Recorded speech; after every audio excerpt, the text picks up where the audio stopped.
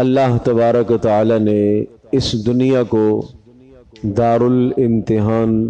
امتحان کی جگہ بنایا ہے، اور اس دنیا کو اللہ پاک نے دارالعمل عمل کرنے کی جگہ بنایا ہے۔ انسان کا جو بھی عمل ہوتا ہے اس عمل کا رد عمل ضرور ظاہر ہوتا ہے۔ آدمی اس دنیا میں جو نظریہ اختیار کرتا ہے اس نظریے کا بھی رد عمل ہوتا ہے۔ آدمی کے جسم سے جو اعمال نکلتے ہیں ان اعمال کا بھی رد عمل ظاہر ہوتا ہے۔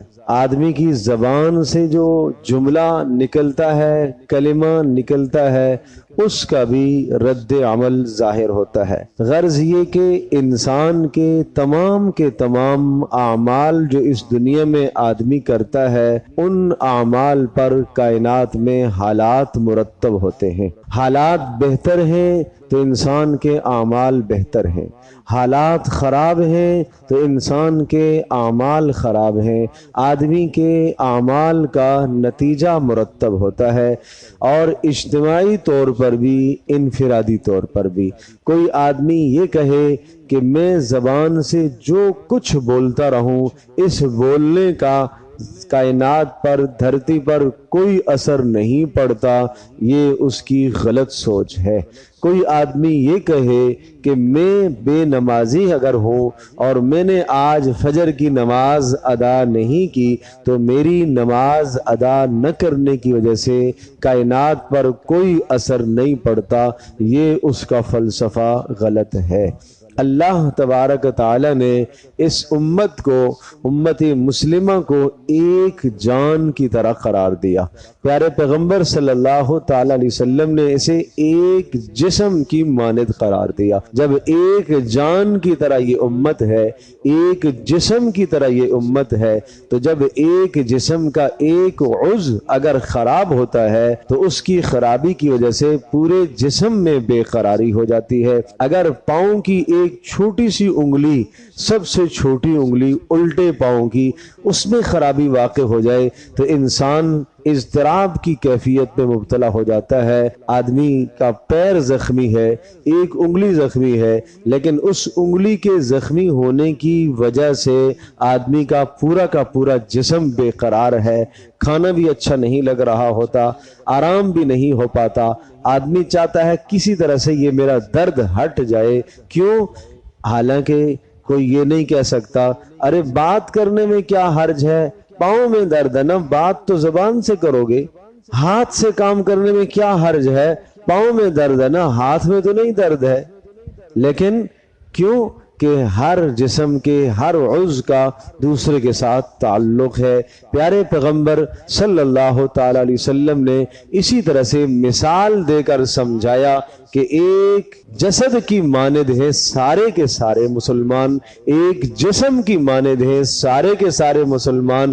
لہذا ایک مسلمان کو تکلیف ہو تو دوسرے کو پریشان ہونا چاہیے، دوسرے کو غم زدہ ہونا چاہیے، اور ایک مسلمان اگر کوئی برا عمل کرے گا تو اس کی برائی کا اثر پوری انسانیت پر پڑے گا۔ جب یہ تمہید ذہن نشین فرما چکے اور یہ بات دل و دماغ میں ہمارے بیٹھ چکی کہ ہماری زبان سے نکلنے والا ہر بول کائنات میں اثر مرتب کرتا ہے، ہمارے جسم سے نکلنے والا ہر عمل کائنات میں اثر مرتب کرتا ہے، ہمارے اعمال کی وجہ سے، زبان سے نکلنے والے بولوں کی وجہ سے، دل و دماغ میں جو سوچیں اور نظریات ہیں، ان تمام چیزوں کی وجہ سے کائنات میں حالات بدلتے رہیں گے۔ اگر اعمال درست ہوئے، بول درست ہوئے، سوچیں درست ہو گئی تو کائنات کی فضا بہتر ہو جائے گی اور کائنات کے حالات بہتر سے بہتر ہو جائیں گے۔ اور اگر یہ تینوں چیزیں خراب ہو گئی اور بری ہو گئی تو اس کے نتیجے میں کائنات کے حالات بھی ابتر سے ابتر ہوتے چلے جائیں گے۔ پھر ہم جتنی بھی کوشش کرتے رہیں، جب تک ہم اپنے آپ کی اصلاح نہیں کریں گے، اپنی زبان کو درست نہ کر لیں، اپنے عمل کو درست نہ کر لیں، اپنی سوچ کو جب تک ہم درست نہ کر لیں، اللہ تبارک تعالی حالات کو نہیں بدلتا۔ اللہ حالات کو نہیں بدلے گا جب تک ہم اپنے آپ کو نہ بدل دیں، اپنی سوچوں کو نہ بدلیں۔ اب اس پر میں ایک قرآن مقدس میں ذکر واقعہ ہے اور اس کو میں آپ کے سامنے گوش گزار کرتا ہوں۔ قرآن مجید اللہ پاک کی وہ کتاب ہے کہ جس میں ہمارے لیے بہترین رہنمائی ہے۔ اس میں گزشتہ قوموں کے حالات ہیں، گزشتہ قوموں کی تاریخ ہے، گزشتہ قوموں کے عروج اور زوال کا بیان ہے، اور مجھے اور آپ کو سبق دیا گیا کہ ہمیں اللہ کے اس کلام کو سمجھنا ہے اور اسے پڑھنا ہے، اور اسے سمجھ کر اسے پڑھ کر گزشتہ قوموں کے حالات سے ہم عبرت حاصل کریں، پھر اپنے زمانے میں جو پیدا ہونے والے حالات ہیں ان حالات سے ہم عبرت حاصل کریں اور اپنی زندگی کی منزل کو ہم درست کر لیں۔ ہم جو غلط رخ پر چل پڑے ہیں اس غلط رخ سے ہم واپس آ جائیں اور ہم سیدھے رخ پر چلنا شروع کر دیں۔ اللہ پاک نے سورۃ الاعراف میں حضرت موسیٰ علیہ السلام کے زمانے کے ایک واقعے کو اور ایک تاریخ کو ذکر فرمایا۔ وَلَقَدْ أَخَذْنَا آلَ فِرْعَوْنَ بِالسِّنِينَ وَنَقْصٍ مِّنَ الثَّمَرَاتِ لَعَلَّهُمْ يَذَّكَّرُونَ۔ فرمایا ہم نے، اللہ ارشاد فرما رہا، ہم نے آل فرعون کو قحط سالی میں مبتلا کر دیا، رزق کی تنگی میں مبتلا ہو گئے، وسعتیں ختم ہو گئیں، مہنگائیاں حد سے تجاوز کر گئیں، اور رزق کی وسعت اور فراوانی کو اللہ پاک نے ختم کر دیا۔ زمین نے غلہ اگانا چھوڑ دیا، آسمان سے بارشیں برسنا ختم ہو گئی۔ ایسا ہم نے کیوں کیا تھا؟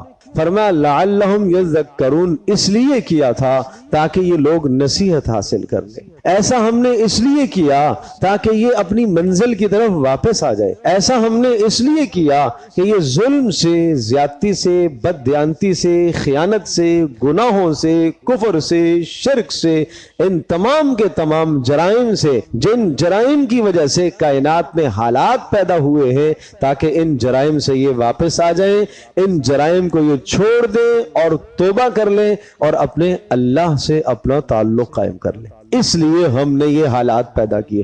تو حالات کس پر پیدا ہوئے؟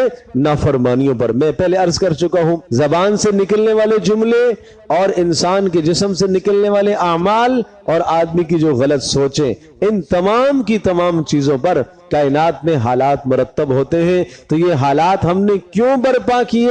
اس کی یہ زبانیں غلط ہو چکی تھی، اس لیے ان کے اعمال غلط ہو چکے تھے، اس لیے کہ ان کی سوچیں غلط ہو چکی تھی۔ تو اس کے نتیجے میں پھر ہم نے ان کو قحط سالی میں مبتلا کر دیا۔ اس کے نتیجے میں ہم نے آسمان سے بارشوں کو بند کر دیا، زمین سے غلوں کو ہم نے روک لیا۔ زمین بھی ہماری قبضہ قدرت میں، آسمان بھی ہمارے قبضہ قدرت میں۔ ہم جب چاہیں برسنے کا حکم دیں، جب چاہیں ہم روک دیں۔ زمین کو ہم جب چاہیں غلے کا حکم دیں اور جب چاہیں ہم غلہ روک دیں، اس لیے کہ وہ ہمارے قبضہ قدرت میں ہے۔ فرمایا لعلہم یذکرون، یہ سب اس لیے کیا تھا تاکہ نصیحت حاصل کریں۔ پھر کیا ہوا؟ فَإِذَا جَاءَتْهُمُ الْحَسَنَةُ قَالُوا لَنَا هَذِهِ، جب کوئی بھی اچھائی ان کو ملتی، مالی فراوانی ملتی، صحت ملتی، عزت ملتی، دنیا کا کوئی اختیار ملتا، کوئی اقتدار ملتا، کوئی بھی اچھائی ظاہری طور پر ان کو نظر آتی، اس اچھائی میں بجائے یہ کہ اللہ کا شکر ادا کرتے، مال کے ملنے پر اللہ کا شکر ادا کرتے، صحت کے ملنے پر اللہ کا شکر ادا کرتے، عزت کے ملنے پر اللہ کا شکر ادا کرتے، کوئی بھی نعمت آئی ہے اس نعمت کے ملنے پر، حصول پر اللہ کا شکر ادا کرتے، لیکن وہ کیا کہنے لگے؟ قالوا لنا هذه، یہ تو ہمارا کمال ہے، یہ تو ہمارا تجربہ ہے۔ ہر اچھائی کو اپنی طرف منسوب کرتے، کسی بھی موقع پر اللہ کی طرف رجوع نہ کرتے کہ یہ ہمارے اللہ کا احسان ہے، صحت دی تو اللہ نے دی ہے، مال دیا تو اللہ نے دیا ہے، اقتدار دیا تو اللہ نے دیا ہے، عزت دی تو اللہ نے عطا فرمائی۔ نہیں نہیں نہیں نہیں، ہر اچھائی کو اپنا کمال سمجھتے۔ اور اگلی بات، وَإِن تُصِبْهُمْ سَيِّئَةٌ يَطَّيَّرُوا بِمُوسَىٰ وَمَن مَّعَهُ، اور اگر کوئی تکلیف آتی، کوئی ملک میں وبا پھیل جاتی، کوئی پریشانی آ جاتی اور مال کی تنگی آ جاتی، تو کیا کہتے؟ یہ جو کچھ ہو رہا ہے، ملک جو ترقی نہیں کر رہا، ملک تنزل کی طرف جو جا رہا ہے، اس تنزل کا سبب موسیٰ اور موسیٰ پر ایمان لانے والے ہیں۔ ترقی میں رکاوٹ موسیٰ اور موسیٰ پر ایمان لانے والے یہ ہماری ترقی میں رکاوٹ بن رہے ہیں۔ مجھے آپ یہ بتائیے، جو سوچ وہاں تھی آج کا طبقہ یہ سوچ سوچتا ہے کہ نہیں سوچتا کہ آج ملک کی ترقی میں دیندار طبقہ رکاوٹ ہے، آج ملک کی ترقی میں اسلام رکاوٹ ہے، اور اگر کوئی خوبی مل جائے تو یہ ہمارا کمال ہے، اور اگر کوئی نقصان آ گیا تو اس نقصان میں یہ نقصان کہاں سے آیا؟ یہ اس کی نحوست ہے، یہ اس کی نحوست ہے، یہ دیندار طبقے کی نحوست ہے۔ معاذ اللہ ثم معاذ اللہ، اللہ ہماری حفاظت فرمائے برے بولوں سے۔ اس نحوست کو، اس کمزوری کو، اس تنزل کو، اس ترقی کے رکنے کو دین کی طرف منسوب کرتے ہیں، موسیٰ علیہ السلام کی طرف، اور موسیٰ علیہ السلام پر ایمان لانے والوں کی طرف وہ منسوب کرتے تھے۔ سورۃ البقرہ میں ارشاد فرمایا تشابہت قلوبہم، سوچیں سب کی ایک ہیں۔ اس وقت کا جو کفر تھا اس کی سوچ بھی یہی تھی، آج کا جو کفر ہے اس کی سوچ بھی وہی ہے۔ تشابہت قلوبہم، سب کے دل ملے جلے ہیں، سوچ ایک ہی ہے کہ ترقی کی راہ میں سب سے بڑی رکاوٹ دین ہے، ترقی کی راہ میں سب سے بڑی رکاوٹ دیندار طبقہ ہے۔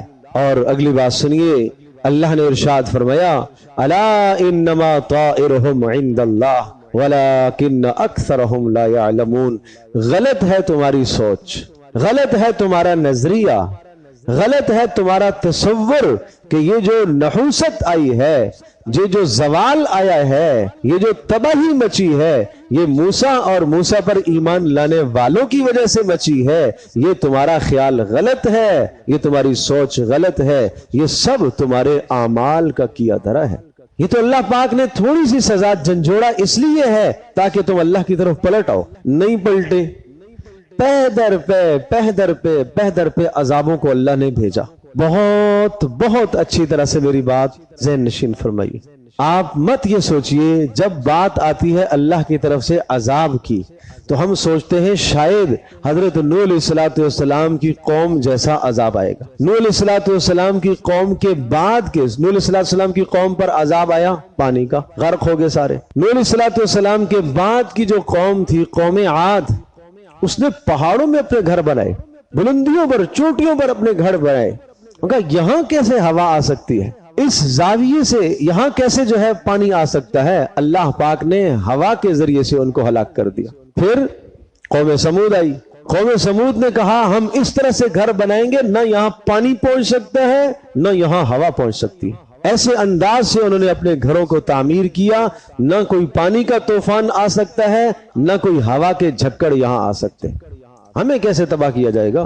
اللہ پاک نے ایک صیحہ، ایک زوردار کڑاکے دار آواز بھیجی، فَأَصْبَحُوا فِي دِيَارِهِمْ جَاثِمِينَ، سب کے سب اوندے منہ اپنے گھروں میں پڑے کے پڑے رہ گئے۔ اللہ نہ پانی کا محتاج، اللہ نہ ہوا کا محتاج، اللہ نہ کسی اور چیز کا محتاج۔ اللہ تبارک تعالیٰ جو انسان کی زندگی کے آسائش کے نمونے ہوتے ہیں، اللہ جب عذاب لانا چاہتا ہے انہی آسائش کے نمونوں کو اللہ عذاب میں بدل دیتا ہے۔ یہ اللہ کی سنت ہے، یہ اللہ کا طریقہ ہے۔ پانی انسان کی زندگی کی ضرورت ہے، لیکن جب اللہ تبارک تعالیٰ عذاب لانا چاہے اسی پانی کو عذاب کا ذریعہ بنا دیتا ہے۔ ہوا انسان کی زندگی کی ضرورت ہے، اس کے بغیر انسان زندہ نہیں رہ سکتا، لیکن جب اللہ تبارک تعالیٰ چاہے اسی ہوا کو عذاب کا نمونہ بنا دے۔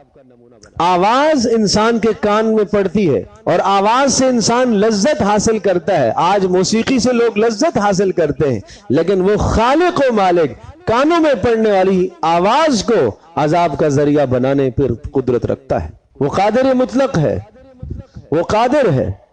اس طرح سے اللہ تبارک تعالیٰ کسی خاص نوعیت کے ساتھ عذاب لانے کا پابند نہیں ہے۔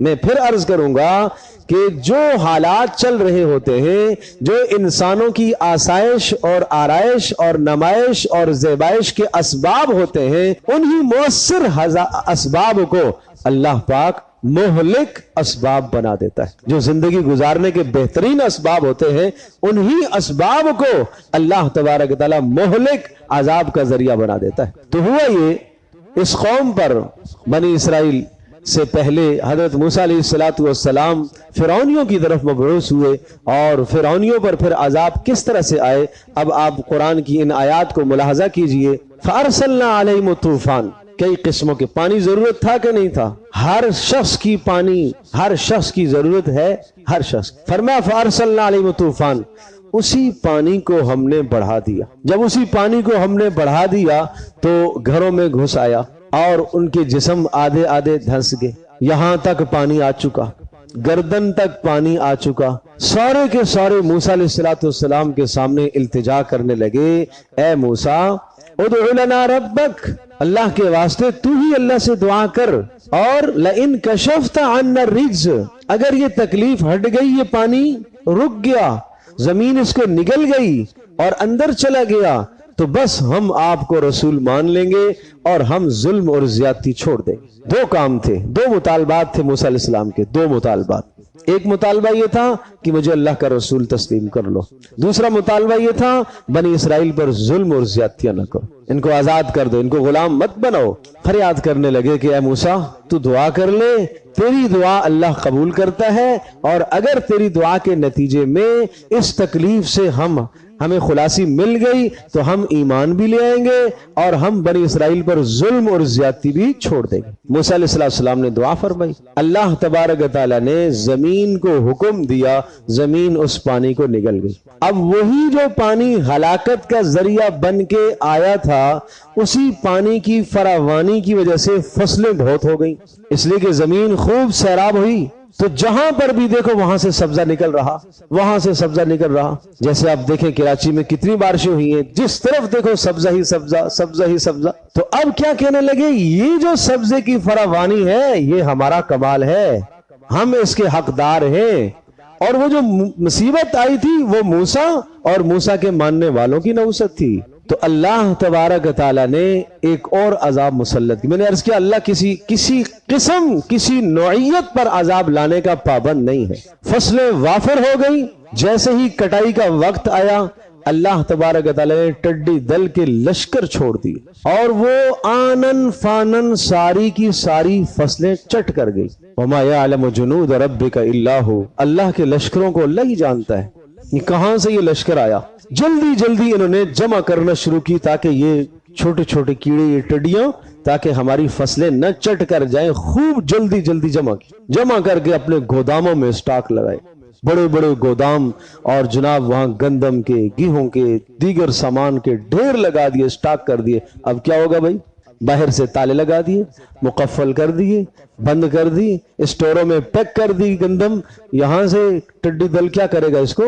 تو قرآن کہتا ہے فَأَرْسَلْنَا عَلَيْهِمُ الطُّوفَانَ وَالْجَرَادَ وَالْقُمَّلَ، پھر اللہ پاک نے وہی جو غلے گوداموں کے اندر رکھے ہوئے تھے ان میں اللہ نے گھن پیدا کر دیا، چھوٹا سا کیڑا، معمولی سا کیڑا جو سارا کا سارا غلہ خراب کر گیا۔ میں نے عرض کیا اللہ کسی خاص نوعیت کا پابند نہیں ہے، زندگی کو آسائش پہنچانے کے لیے غلے جمع کر لیے، لیکن انہی آسائشوں کے اندر اللہ عذاب لانے کی قدرت رکھتا ہے۔ وہ سارا کا سارا غلہ خراب ہو گیا، سب کا سب تباہ ہو گیا۔ پھر موسیٰ علیہ السلام کے پاس بھاگے، اے موسیٰ آپ اگر دعا کر لیتے ہیں اور اس طوفان سے، اس عذاب سے، اگر مہلک عذاب سے جو ہمارا غلہ تباہ ہو رہا ہے، اس تباہی سے اگر ہماری خلاصی ہو جائے تو ہم دونوں کام کریں گے، آپ پر ایمان بھی لائیں گے اور ہم ظلم اور زیادتی کو بھی چھوڑ دیں گے۔ پیغمبر، اللہ کے پیغمبر کریم ہوتے ہیں، شفیق ہوتے ہیں، مہربان ہوتے ہیں۔ موسیٰ علیہ السلام نے پھر اللہ سے دعا کی، حضرت موسیٰ علیہ السلام کی دعا کی برکت سے اللہ پاک نے وہ عذاب بھی دور کر دیا۔ جب وہ عذاب دور ہوا پھر واپس اپنی سرکشی اور ظلم اور زیادتی پر آ گئے، اور موسیٰ علیہ السلام پر ایمان لانے کا تصور نہیں۔ جو ظلم اور زیادتیاں پہلے کر رہے تھے پھر سے کرنا شروع کر دی۔ پھر اس کے بعد اللہ تبارک تعالیٰ نے ایک اور عذاب بیچا، وَالضَّفَادِعَ، مینڈک کا عذاب آیا۔ مینڈک کا عذاب کیسے آیا؟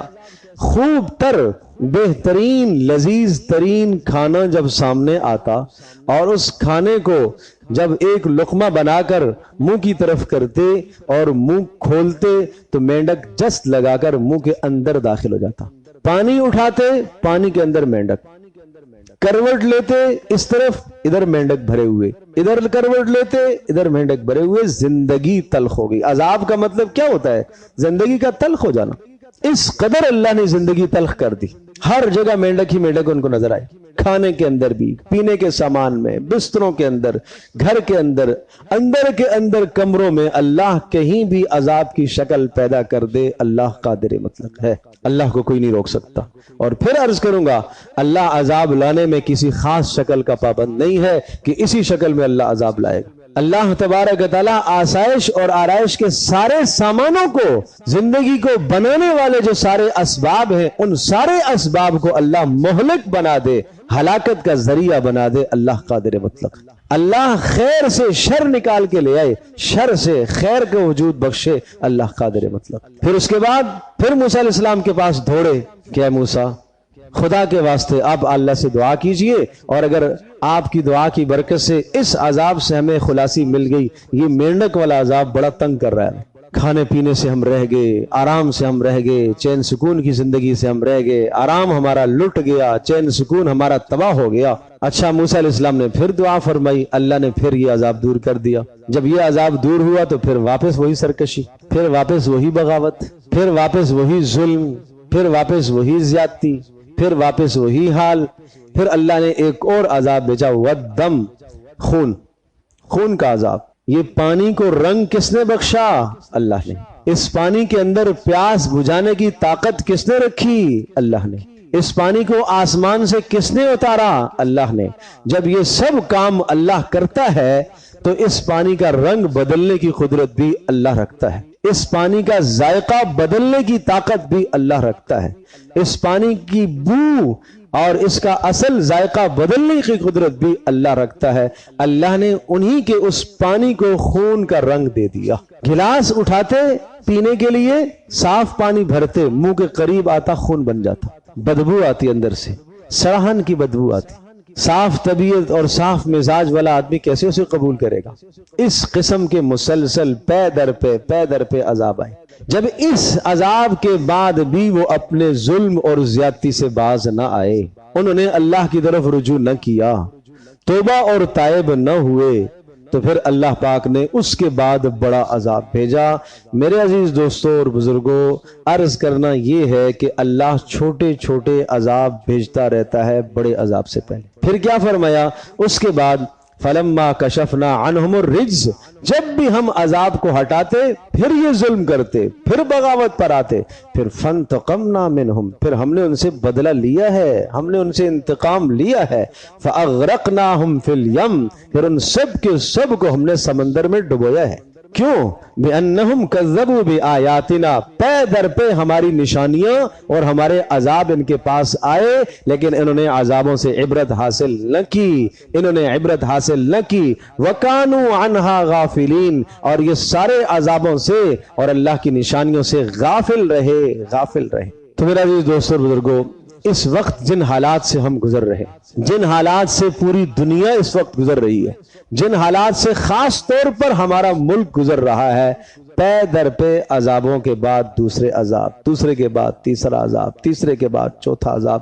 کچھ سمجھتے ہیں ہم لوگ، کیا آل فرعون والا حال ہمارا تو نہیں ہے کہ ہر آنے والی نشانی کو ہم اگنور کر رہے ہیں، ہر آنے والے عذاب کو ہم غفلت کی نگاہ سے دیکھ رہے ہیں، عبرت کی نگاہ سے ہم نہیں دیکھ رہے۔ عذاب آیا سوات میں، کراچی میں تو نہیں آیا۔ عذاب آیا پنجاب میں، ارے کراچی میں تو نہیں آیا۔ عذاب آیا سندھ میں، نہیں کراچی تو بچا ہوا ہے۔ عذاب آیا فلاں شہر میں تو بچا ہوا ہوں۔ تو جو قادر مطلق وہاں عذاب بھیجتا ہے وہ یہاں پر بھی عذاب لا سکتا ہے۔ میرا عزیز دوستو اور بزرگوں، ہم تو ایک ساحل پر بیٹھے ہوئے، ایک سمندر کے کنارے پر ہیں، ایک اللہ کی طرف سے ایک چھینٹا پڑ جائے اور سمندر کو ایک ذرہ اللہ کی طرف سے حکم ہو جائے تو ہمارا تو شہر بہ جائے گا، کچھ بھی نہیں بچے گا۔ کیا ہم کبھی سوچتے ہیں کہ ہم توبہ طائب ہو جائیں؟ کیا ہم نے کبھی سوچا کہ ہم اپنی پرانی روش کو چھوڑ دیں؟ کیا ہم نے سوچا کہ ہماری زبانوں سے جو غلط جملے نکلتے ہیں ہم توبہ کر لیں؟ کیا ہم نے سوچا جو ہم خیانت کر رہے ہیں اس خیانت سے ہم تائب ہو جائیں؟ کیا ہم نے کبھی سوچا کہ جو ہم بددیانتی کر رہے ہیں اس سے ہم تائب ہو جائیں؟ کیا کبھی ہم نے سوچا جو سود ہماری زندگی میں سود جیسی لعنت داخل ہے اس سے ہم تائب ہو جائیں؟ کیا جو فحاشی اور عریانی آج ہمارے معاشرے کا حصہ بن کر رہ گئی ہے اور اب اس کو سرکاری سطح پر اس کو حصہ دیا جا رہا ہے، ہم نے کبھی سوچا؟ خواجہ سراہوں کی آڑ میں جو قانون پاس ہو رہے ہیں، کیا ہم نے کبھی سوچا کہ یہ اللہ کے عذاب کو دعوت دینے والی بات ہے کہ نہیں؟ جس چیز کو اللہ نے حرام قرار دیا ہے، جنس پرستی کو اللہ نے حرام قرار دیا ہے، اس جنس پرستی کو فروغ دینا، کسی حرام کو حلال قرار دینا اور کسی حلال کو حرام قرار دینا سراسر کفر ہے اور اللہ کے عذاب کو دعوت دینا ہے۔ قوم لوط کیوں تباہ ہوئی تھی؟ کیا جرم تھا اس کا؟ جنس پرستی تو جرم تھا اور اس کو وہ جائز سمجھتے تھے، اس کو وہ درست سمجھتے تھے اور وہ یہ کہتے تھے کہ ہم خود اپنی مرضی کے مالک ہیں، ہم اپنی جنسی خواہش جیسے چاہیں پورا کریں۔ لوط علیہ السلام کو کہتے تھے آپ اپنے گھر تک محدود رہو، تمہارا دین تمہارے گھر تک رہے، ہم اپنی زندگی کے اندر آزاد ہیں، جس طرح سے چاہیں ہم اپنی خواہش کو پورا کریں گے، ہمارا جسم ہے، ہماری مرضی ہے، جیسے ہم چاہیں اس کو پورا کریں۔ بارہا سمجھایا حضرت لوط علیہ السلام نے، ارے ظالمو، میری بیٹیاں تمہارے لیے حاضر ہیں۔ قوم کی بیٹیاں نبی کی بیٹیاں ہوا کرتی ہیں، نکاحوں کے راستے سے اپنی ضرورت کو پورا کرو، جو اللہ نے تمہارے لیے جائز راستہ اختیار کیا ہے، نکاح کے راستے سے اس ضرورت کو پورا کرو۔ انہوں نے کہا ہمیں تمہاری بات سمجھ میں نہیں آتی، ہم جس تہذیب کے دل دادے ہو گئے ہیں ہمیں تمہاری بات سمجھ میں نہیں آتی۔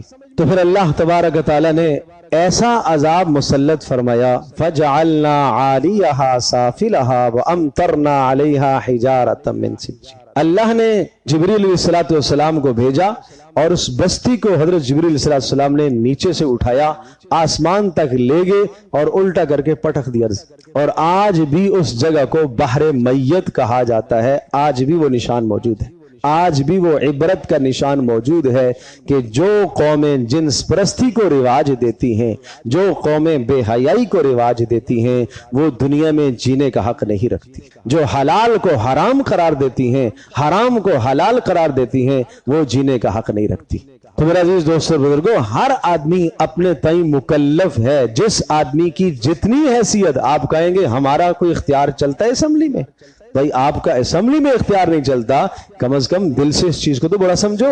اللہ تبارک تعالیٰ سے عافیت کی دعائیں تو مانگو، امت مسلمہ کی بہتری کے لیے دعائیں تو کرو، اور اسی طرح سے ایسے ارباب اقتدار کی مدح سرائی تو نہ کرو جو آدمی کسی فاسق اور فاجر اور بدکار کی برائی کو دیکھتا بھی ہے پھر بھی اس کی حمایت کرتا ہے، پھر بھی اس کے ساتھ چلتا ہے، یہ اللہ کے عذاب کو دعوت دے رہا ہے۔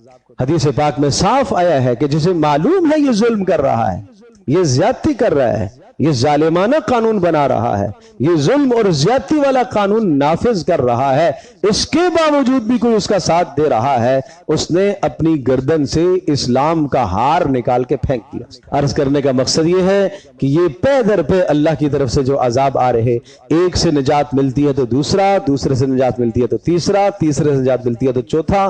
کبھی بھی یہ مت کہیے گا کہ میرے عمل سے کچھ نہیں ہوتا۔ میں آغاز میں یہ بات کہہ چکا ہوں کہ میرے ایک شخصی عمل سے کائنات پر اثر پڑے گا، میری زبان سے جو برا عمل نکلے گا، بری بات نکلے گی، اس کا اثر پڑے گا، میرے جسم سے جو برا عمل نکلے گا اس کا اثر پڑے گا، اور میری جو غلط سوچ ہوگی اور غلط حمایت ہوگی اس کا اثر بھی کائنات پر پڑے گا۔ ہر آدمی کو ضرورت ہے کہ وہ اللہ کی طرف رجوع کرے، میں بھی رجوع کروں، آپ بھی رجوع کریں، سب کے سب اللہ کے یہاں توبہ طائب ہوں، خود بھی توبہ کریں، گھر والوں کو بھی توبہ کرائیں، اپنے بچوں کو بھی، اپنی خواتین کو بھی، بڑوں کو بھی، سب کو توبہ کی ترغیب دو۔ اللہ پاک بڑا غفور الرحیم ہے، اللہ قدردان ہے، اللہ کسی کے اٹھے ہوئے ہاتھوں کو ضائع نہیں کرتا، پھیلے ہوئے ہاتھوں کو اللہ پاک خالی رد نہیں فرماتا۔ جب بندہ اس کریم مالک کے دربار میں توبہ کرتا ہے، پلٹتا ہے، فرمایا کتنی پیاری حدیث ہے، میں کیا سناؤں آپ کو۔ فرمایا اگر تم گناہ نہیں کرو گے، سنو، اگر تم گناہ نہیں کرو گے، اللہ ایسی قوم کو لائے گا جو قوم گناہ کرے گی اور پھر اس کے بعد اللہ سے معافی مانگے گی اور اللہ پاک ان کو معاف کرے گا، اور اللہ پاک کی صفت غفار ظاہر ہوگی، اللہ انہیں معاف کرے گا۔ اس سے بڑھ کر کیا بات بتاؤں، جب ہاتھ اٹھاتا ہے بندہ اللہ سے معافی مانگتا ہے، اللہ تبارک و تعالیٰ فرشتوں سے کہتے ہیں دیکھو دیکھو میرا بندہ یہ مجھ سے معافی مانگ رہا ہے، اس کو معلوم ہے کہ میرے سوا اس کا گناہ کوئی بخشنے والا نہیں ہے، تم گواہ رہو میں نے اس کے گناہ بخش دیے۔ پھر دوسرے دن وہ آتا ہے، پھر منہ کالا کر کے گناہ کر کے پھر آتا ہے، پھر ہاتھ اٹھاتا ہے، پھر اللہ کہتا ہے دیکھو دیکھو میرا بندہ یہ مجھ سے معافی مانگ رہا ہے، اور اگر یہ معافی مانگتا رہے گا میں اس کے گناہ کو معاف کروں گا۔ فرشتے کہتے ہیں اللہ اس نے کل بھی کیا تھا، اس نے پرسوں بھی گناہ کیا تھا۔ اللہ کہتا ہے جب بھی یہ میرے سے معافی مانگے گا مرنے سے پہلے پہلے میں اس کی توبہ کو قبول کرتا رہوں گا، دن میں 100 بار گناہ کرے میں اس کی توبہ کو قبول کروں گا، میں اس کو معاف کروں گا۔ ایسا کریم رب، ایسا پیار کرنے والا اللہ، ایسا مہربان اللہ، اس اللہ سے بغاوت کر کے آدمی کہاں جائے؟ اس لیے سب کو ضرورت ہے اللہ کی طرف رجوع کرے۔ اللہ پاک ہم سب کے لیے عمل کرنا